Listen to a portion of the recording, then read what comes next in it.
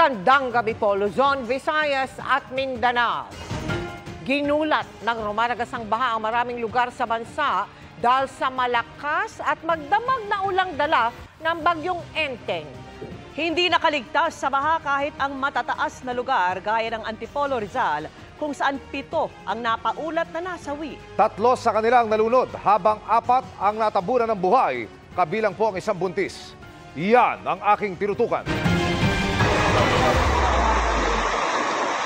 Ito ang gumising kanina sa mga residente ng Sitio Kinapaw, Daang Pari, Antipolo City.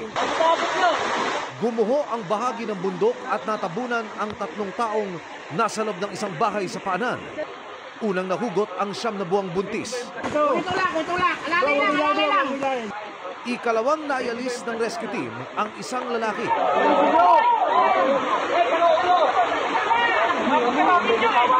At ang huli, ang nakababata nitong kapatid. Isang rescue vehicle ang nakaantabay. Dito sila isinakay at isinugod sa pagamutan. Pero ang 3 biktima, pawang hindi pinalad at binawian ng buhay. Ngayon lang po talaga nangyari yan.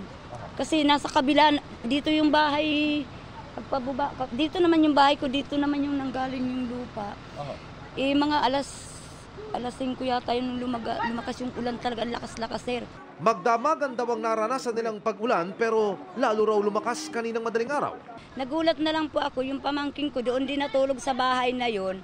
Tumatakbo siya, sabi niya, tita, tulong, bakit? Sabi niya, nawawala na daw yung ate Ella niya. Bakit nga anong nangyari? Sabi niya, wala na, nag-landslide nga daw po. Mga kapuso, ituturo ko po sa inyo ngayon yung pinanggalingan ng lupa na tumabon sa bahay ng mga biktima. Nasa aking likuran ko po ngayon, itong bundok na mistulang nauka ho.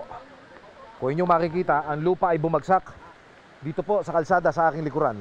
At yung bahagi ho ay doon naman nagpunta.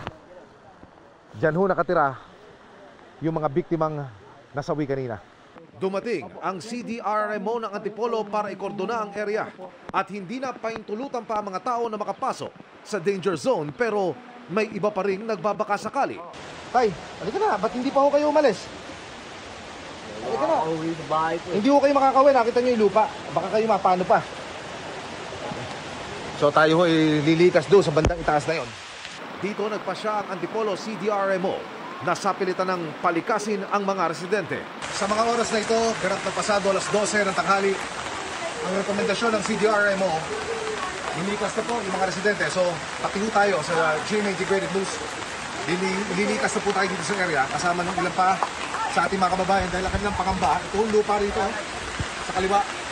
Mahina na rin at may bumabagsak na tikatik na mga bato.